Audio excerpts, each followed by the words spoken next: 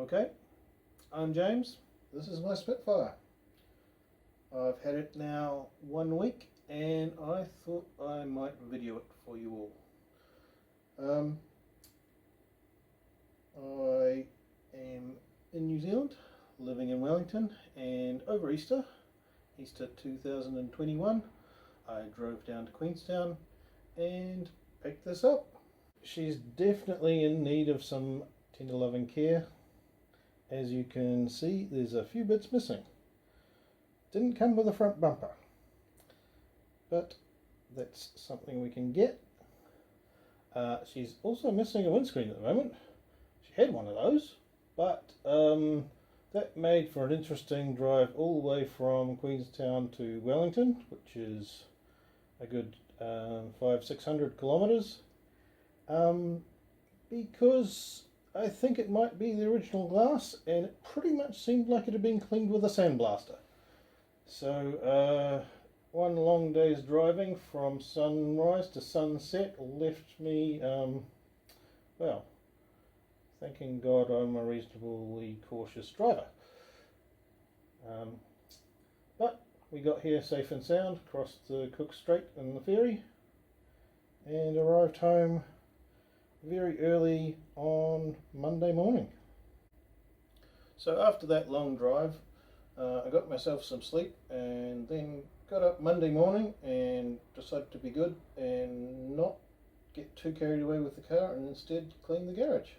Of course that lasted about half an hour, and then I started to pull the dashboard apart because, well, from Sunday morning, the only gauge that was working on the dashboard was the oil pressure, which, well, thank God for GPS and phone apps and things like that, because I was at least able to figure out how fast I was going all the way home.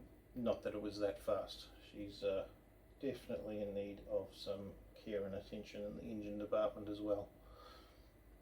Not to mention, there's a bit of an oil leak. So, yes, pulled the dash apart. That was entertaining. Seems like someone's had it apart before and doesn't know that everything's connected with speed connectors, so they cut all the wires. Then rejoined them, mostly correctly, but at some point also all the speed connectors got disconnected and plugged in randomly to all sorts of things.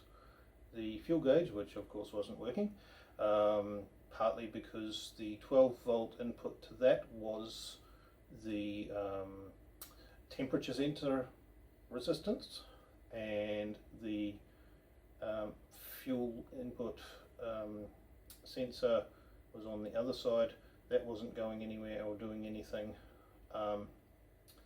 The temperature sensor was hooked up to the disconnected relay, horn relay input.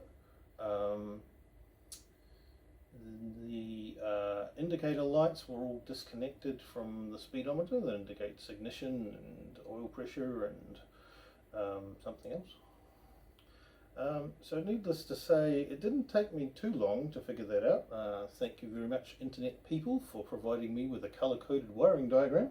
Amazingly, this thing still has mostly original wiring in it, so it's the original color coding, and after a little while I got a lot of the gauges working.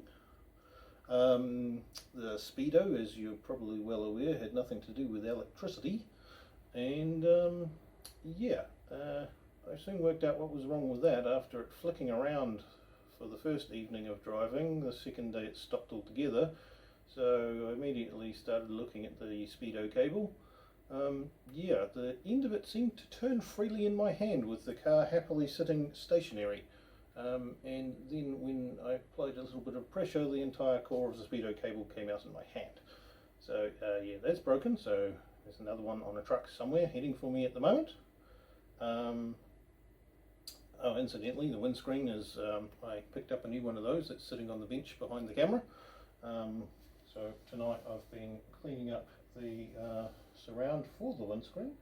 Found a few little bits of rust and one little hole which I'm fixing up. So that'll get new glass in it over this weekend. And yeah. Oh, you might be wondering why there's only one headlight bits around. Yeah, that was interesting. On a long straight road, driving along, went over a few bumps and heard this ding ding ding ding ding. Pulled over as you do. What's missing? What's missing?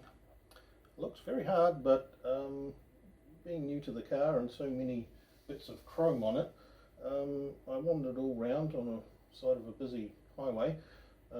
Decided I'd had enough of standing to the side of trucks whizzing by me, and gave up trying to figure out what it was. Figured it had already bounced down the road, so it was probably fairly munted. Not that any of the chrome work is that amazing anyway, so I wasn't too stressed out if I'd missed something. Needless to say, half an hour later I pulled over somewhere a bit nicer and went round the front of the vehicle and thought, oh yeah, that'll be what it was. So got a couple of those on order as well, because yeah, the other one's pretty dented. So what else have we done? Oh yes, silly mistake. I filled up just before I got on the ferry, and there isn't much driving to get to my place after the ferry, and the fuel gauge obviously needed some investigation. It wasn't just the gauge that was screwed up. The sender doesn't seem to be doing anything other than giving a quite clear 250 ohm empty signal, so it's got continuity, it just isn't doing anything. However, on a Spitfire fuel tank, and the Mark II that this is, yeah, the fuel sender connects in the side of the tank, so that's a bit hard to get to when you've got a tank full of fuel. Anyway, I'll figure that out at some stage. Oh, another fun thing. Luckily enough, I've got some background in instruments, and yeah, figured out half the problem with the fuel gauge was also, well, actually it would be a third. All the needle was bound. The needle was all bound up on the fascia, so got in there, tidied that up. Obviously, someone had to go at it in the past and not known what they were doing, much like many things on this car. But yeah, so fuel gauge wasn't working because the needle was stuck, the wiring was wrong, and the fuel sender's broken. So I don't think much else could be wrong with it now that I've checked there's continuity in the wires, although the wires themselves look very, very dodgy at the fuel tank end. We may do something about that at some stage.